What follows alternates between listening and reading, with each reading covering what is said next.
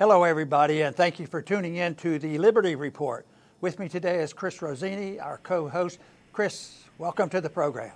Good morning. Great to be with you, Dr. Paul. Well, very good. And guess what? We're going to be talking a little bit about the Fed. I think most of our viewers know about the Fed, and some are even more skeptical than we are. So now we're going to talk about the Fed and the relationship to the problems we have with the coronavirus. One thing I feared when this whole thing broke out is I thought there was tremendous exaggeration of the problem with the coronavirus. And I think more and more people are starting to agree with this, and that the treatment was way overdone. It was more of a threat to our liberties. It had nothing to do with real fear. It was a built-in fear. But what I was concerned about early on was because we have talked on this program and others for so long about the building of the financial bubble. And that is an ongoing process. As long as we had a Fed, there was degrees of that, which required certain corrections made. Of course, the biggest one, and I think we're still in it, was the one that occurred in 2008 and 2009, and we're continuing with that. But it caught everybody's attention right now. And this was a predictable event. If anybody had the vaguest notion and understanding of Austrian economics and central economic planning through a central bank and with monopoly control of money and credit and all the interest rates. And so it was a predictable event, and it did occur. I dated the real awareness of this back to September 17th. Last year, when the markets froze up on the overnight rates and they skyrocketed up to 10%.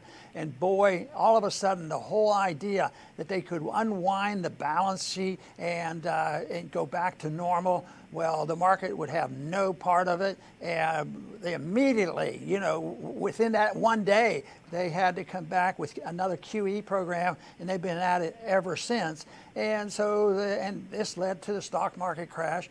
But Corona, the crisis in Corona really didn't come until late March and April before people got hysterical about it. But now, if you listen to the commentators and probably ask the average person on the street, they'd say, well, the problem is they have this lockdown, and it's the coronavirus, and we think the lockdown was important, a lot of them will say, and therefore it was a necessary thing, and that's caused this crisis. But they hardly ever mention the participation in this mess of the Federal Reserve. And of course, those of us who have warned about it, we're not, matter of fact, I find that I'm asked about it less than it was before. It seemed like they'd have me on some programs just for entertainment. But now that it's happened, they're not wanting to talk about it. And I think the coronavirus, and can you believe it or not, that there's a possibility that there was a collusion among the powerful interests, the deep state, and all the countries got together. Well, what we need is a crisis. And the statistics are, popping up all the time that this crisis and this problem with the coronavirus is bad, but nothing like what we've gone through before. There's been viruses and there's been things like the influenza has killed more people annually, and they don't even keep statistics.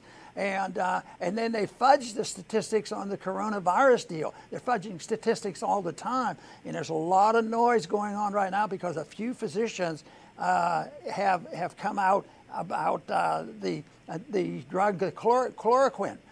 Which is a good drug, and it looks like it has been helpful before. And now the people who've been using it and advocating it, they are not being allowed. They're closing it down. They don't want to hear anything about it. And I've taken a position that from my limited experience and understanding from medical school, it was a good drug, and it was good for malaria. And of course, if you believe in the market, you let the doctor practice medicine. And they've been doing it, a large number of people. And there are a couple doctors out there now having treated and cured and helped and had very good results, with the chloroquine. But now those doctors that have done that are getting clamped down on, and their videos are taken off, and it's very hard for them to get the drug. So once again, you have to be very suspicious of what this is all about. Yes, I believe this whole thing of coronavirus is a distraction from the real problem, the Federal Reserve. But there's another distraction when it comes to, the virus, doing the vaccines as well as the drugs. You're not allowed to use the drugs that have been around and they're real cheap. We got to get new drugs. And the drug companies are lining up. I think the news this morning said there are over 100 proposals for vaccine. So you can imagine people lining up quickly, and it's doing rapidly. I think that's the greatest threat to us right now, not the coronavirus, and that's a serious problem. Of course, the overreaction is a serious problem. I think the big financial problem is the Federal Reserve, but now we have to think about the propaganda about new drugs, rushing them through, and also the idea that there'll be a vaccine very soon. And the people who are in the middle, yeah, I'm with you, we should open up, but we can't open up until we have conquered it and we have a vaccine and everybody's had an injection. Boy, that is a big problem we're facing. And Chris, I'm sure hoping that we, with our program here and others, because the numbers are growing, who are becoming educated and aware of how much of a sham this whole thing is. That's right, Dr. Paul, and you're right that this was predictable. I mean, I ask our new viewers, go back to September of last year, and you'll see us talking about that a major bust is going to come, and you have to blame the Federal Reserve. They're going to try to hide from it as best as they can. Well, you know, look at where we are today. The Fed has skated by, and the bust has begun. And I want to also talk about a major shift that Dr. Paul mentioned on yesterday's show, because a major shift is in motion, and that is that blind faith and total dependency on government is going to come to an end. Not because of libertarians and people like us, but from the government's own actions themselves. They will force the blinders off. And you know, this coronavirus fits the bill. The lying, the overreaction. You know, you could picture it as like a town where a building or two are on fire, and government came in and just steamrolled the entire town, destroyed it and flattened it to put out the fire. Well, we have 33 million unemployed, and millions every week are being added to that list. And every solution going forward is going to multiply even bigger problems. And you can gauge what those problems are going to be just by observing the solutions. So an important process is set in motion now, and it's going to force the blinders that have been on millions of people's eyes to finally come off. Very good. I agree with that entirely. You know, when this thing first broke, I was very concerned about the misinformation. I knew there was a virus out there, and I knew it was serious and probably an exaggeration of a cold virus, and probably not a whole lot worse, if worse, than influenza, but they were overly hyping it. And all of a sudden, the evidence came out that there's a lot of lying about it, the statistics, because they needed that. They needed the villain. They needed an enemy. And the lies that they told, I compare them to what goes on when we need to get into another war. We have to build up the lies constantly. We're in the middle of this right now, somewhere around the world. We're telling lies right now. We're spreading it. Even if it isn't an outright lie, it's a distortion, but it's to mislead the people so that they're ready to go to war. And that's what has happened here, because they talk about a war, you know, against the virus. So this is what they have done. And so many people have bought into this, that the virus is the evil, and dwell on it. And once again, our big job is to get people to understand monetary policy and how that is the real culprit, because you can't have big government, you know, without the Federal Reserve. And this whole thing, Powell this week after his hearing, somebody asked him about, well, aren't you a little bit concerned about the deficits and the spending? He said, no, not to that. It's a bit of a problem, but you don't mess around with the deficit. Paraphrasing, of course.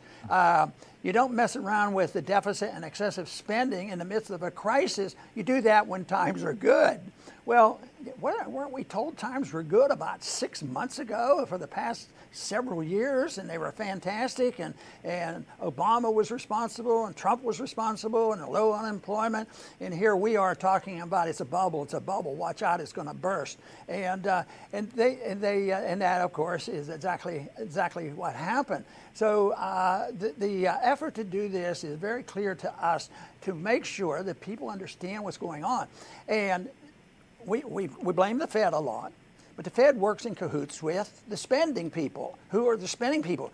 Well, actually, we've narrowed it down so you don't have to worry about too many groups in Washington. You have to be concerned with the conservatives and the liberals. They both like spending, and then you have about 5 or so libertarian thinking people that say, deficits could be bad, and maybe we shouldn't be doing this. So this is a big problem, because the spending has been part of the reason we're in this mess, part of the malinvestment and distribution, the printing of money and distortion of interest rates, and we're seeing this whole thing coming in as a climax and an end to this. So they get the people together and they deal with, well, we have a war going on here. First, we have to lock down the nation because there's some people getting frightened, and there are people losing jobs because of the Federal Reserve. Okay, if that's the case, what we'll do to help is we'll lock down the nation and make sure everybody's unemployed. But we can print money and we can run up more deficits, and it's not hard to make a prediction and say, this isn't going to work. You don't have to be a genius to figure that out. And some will say that the people who really pull the strings behind the scenes, they agree with that. And some of them actually want to benefit by it. When you think and listen to the Pelosi's of the world, I mean, they have no concern for the harm that they do. But I think it's both sides do this. They don't have deep concern, and they lack understanding. They just say, go ahead and spend. But the reason I've sort of, over my political career, honed into the Federal Reserve is I think it is the most destructive economic program and system that you can have, with monopoly control of the money supply and monopoly control over the interest rates, and taking them to negative interest rates and tell people they can spend anything you want and we'll always print the money. So that builds a bubble, and the bubble's been building for a long, long time, and we've had problems ever since the Fed was created. But this is the big one. It has started not 2 months ago. We recognized in September something shifting, but this has really been going on for a long time, and certainly is a continuation of the problem of 2008 and 9. But there were improvements. There were more people working, but that's superficial. That's fake wealth. It's wealth on the surface, and it doesn't last, and that's why it's fragile, and that's why you can't anticipate it won't last. The only thing I have to admit that I was surprised with, because I anticipated it would come, and I knew it could be rapid, and I knew it could be very big, because I talked about a global economy, the global dollar, and this is not going to be one state or one country. But I really was pretty impressed with how serious and how overwhelming it was, and how sudden it was. It was like clicking your finger. So, but the printing presses are rolling, and the money's being printed, and the spenders are there. So I guess they'll keep trying until finally one day it won't work. That's the whole thing. We don't have to worry about trying to talk people out of this. You can't talk people out of welfare checks for the rich or the poor. But when the money quits working, something has to be done, and that's when you have to have monetary reform. And let's hope when they have monetary reform, they will have structural reform on what the government is supposed to be doing. And that is, their sole job should be the protection of liberty, not complicated. And that means we could get rid of 80% of the government, and we'd get rid of the Federal Reserve. And believe me, it would be nice. We wouldn't even have to have an income tax. So those are easy goals, but of course we have a long way to go.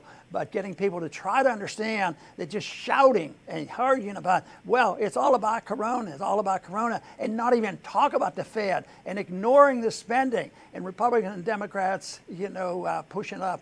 So that is the real problem that we have. But in spite of all that, Chris, I sense that our viewers and our friends are becoming more numerous. I think there's a lot of people waking up. A lot of people knew and understood and believed this, and a lot of people knew about chloroquine.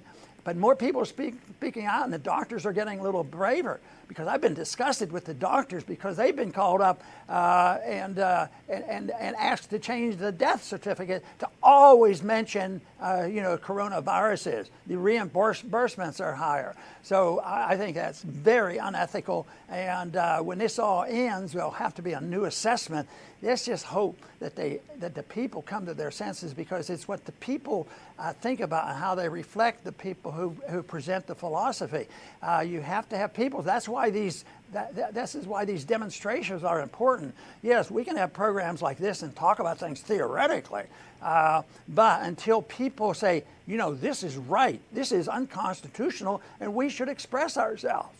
And they're doing that now. So, Chris, in that sense, I have a little bit of optimism that we will work our way out of this. I am very optimistic too, despite the dark clouds, Dr. Paul. And you could see over these last weeks, there have been countless heroes that have been coming out. And we all know who they are, the Shelley Luthers, the nurses, that have been coming out and saying something is not right here, the police officers that are telling other police officers, follow the Constitution, do not impose these draconian laws. So the American spirit is alive and well. I am absolutely sure of that. What I wanted to talk about next was, on top of what I said before, that the solutions that are proposed will only multiply problems going forward. And if you just look at the so-called solutions, you can anticipate, and hopefully we can provide value by helping our viewers anticipate what is coming. We've had a Fed bubble that has burst, and now they are counterfeiting trillions and trillions of dollars to prop it up. They are paying people, the government, not to work.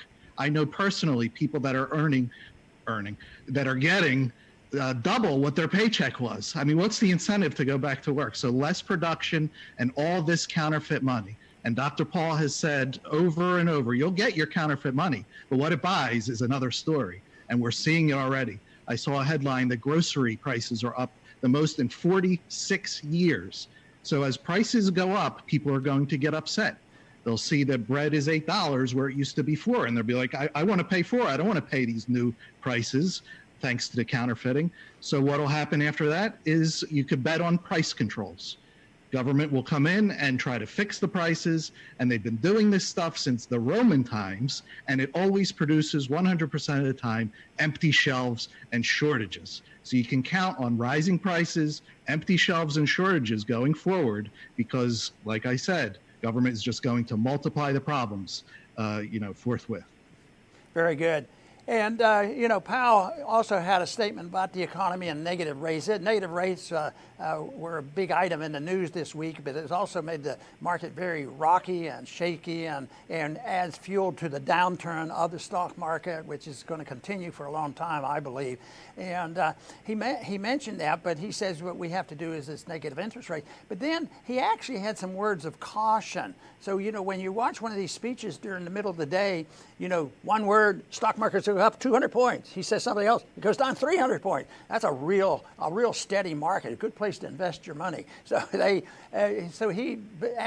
said about interest rates, he says that would work if we have an economic turnaround. We're not going to have an economic turnaround because he's doing all the things that created the economic turnaround. And it is, to me, so amazing that the unemployment comes about by the Federal Reserve, and then we have the virus come along, and then we fire everybody. And then we don't have enough production, and we wonder what's going on, and we say, well, we'll just print the money, and all of a sudden it'll be okay. Well, then we have shortages, which we do now. We had a CPI number this week, which was not too bad because there were so many people had to discount what they were selling. So the CPI and everything didn't go up except for food and clothing. That's pretty important. And I think that's going to get much worse because the dollars are going to be plentiful and they're going to be passed out. The helicopters are out there, they're gunning, and every day I go out and I looking for the helicopter to see if I'll get a bundle, and it never shows up, but they're going to the banks. And even after all that talk about the rich getting bailed out in 08 and 09, and they already have statistics like this, because these checks that people get, can you imagine if you've lost your job and everything is negative, the government doesn't do anything right, and then they say, okay, we'll give you this money. What they need is a job, is a job. But what we do is we lock it down. There's a law against this. Yeah, their law, a law they've created out of thin air. They've done it with, just pretending that that they have this authority. They don't have this authority. The people are waking up to this because they're hurting and they realize they don't have the authority. They don't even have state authority. This whole idea of executive orders from the president on down, that is so serious. That's so vicious and unconstitutional. It's such an immoral thing to do, to assume that have one person that has power, but these governors have been called online to task on this because they're making just an executive order and believe they have power.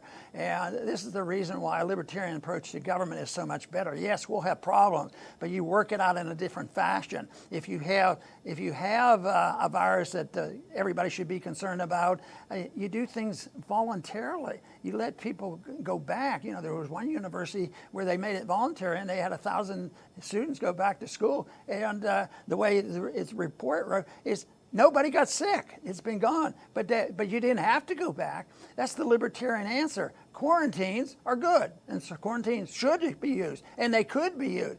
But who's going to be the enforcer? Some authority from Washington, D.C.? And I thought all we have to do is persuade President Trump not to participate in this and fire Fauci. But guess what?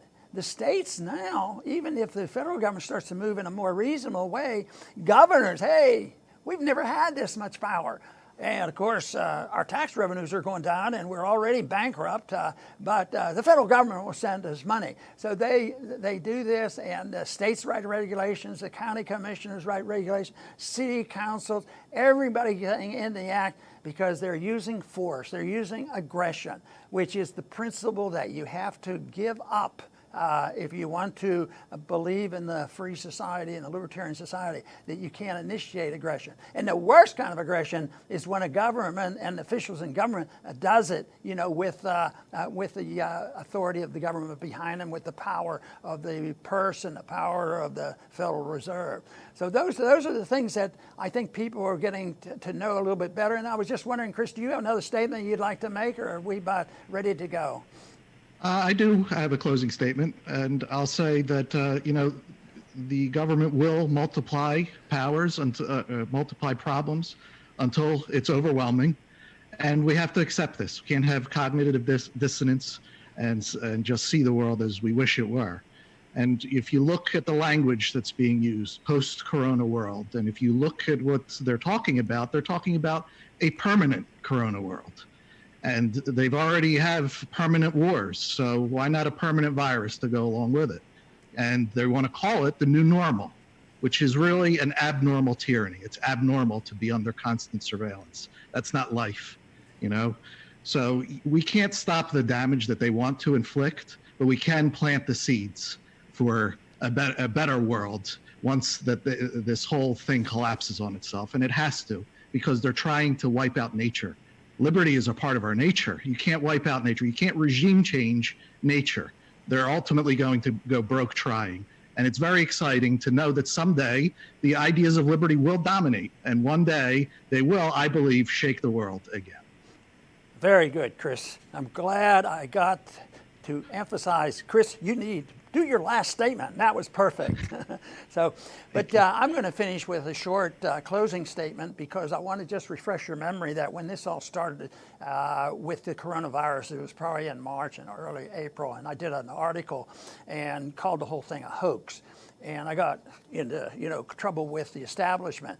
And the message really wasn't that it was lying about a virus, because we know it's there and we can identify it, and people do get sick and it's serious. And for me, the hoax was misinterpretation and turning it into a monster of a problem. The dilemmas that we've had before. In 1957, there were 116,000 Americans that died from that, and I don't even remember it. So, and here we are. We're not that bad. We're much lower than that. Besides, the numbers are fixed. The numbers, people are told, to report it regardless of whether that was the real cause. And even if they had no signs. They say that if they don't have any signs, they don't have any tests made. But if they had some symptoms that you could say it's coronavirus, put it down. That's what done it. So that is the part that has turned out to be a big hoax, and that's why I was I'm delighted to see some of the professionals and law enforcement people and some judges wake up and recognize this, because legally there should be no difficulty in defending our position from a moral viewpoint, from a constitutional viewpoint, from a practical viewpoint, and yet some people still are just crawling around and intimidated and said, oh, we have to obey, obey, obey. Yes, I think it's good to obey your parents and a few other good advice, but to obey people who are the authoritarians and have no respect at all for law and order and no respect for the idea of nonviolence, no, I don't think you have to crawl. I think sometimes they're going to say you practicing civil disobedience, which they will, but they're the ones who are civilly disobedient, and they're the ones who are causing the trouble. And when they tell us and others who believe this way that we are violent because we won't do this, and we go out and demonstrate. No, the violence is coming from the people who have more guns, and that's the government. That's the reason I don't believe the guns are going. I'm just hoping and praying we never have to solve this problem with guns within our own nation. So I don't think the guns are the issue, except for the fact that these monstrous regulations and these details are backed up by a lot of guns that are illegal and should be banned. Those are the guns by the bureaucrats. Not only should we ban their guns enforcing these kinds of laws, we should ban their jobs as well. We should quarantine them so they don't have opportunity to do this to us. And fortunately, I believe a lot of people are waking up, and I'm delighted with that. I want to thank everybody for tuning in today to the Liberty Report. Please come back soon.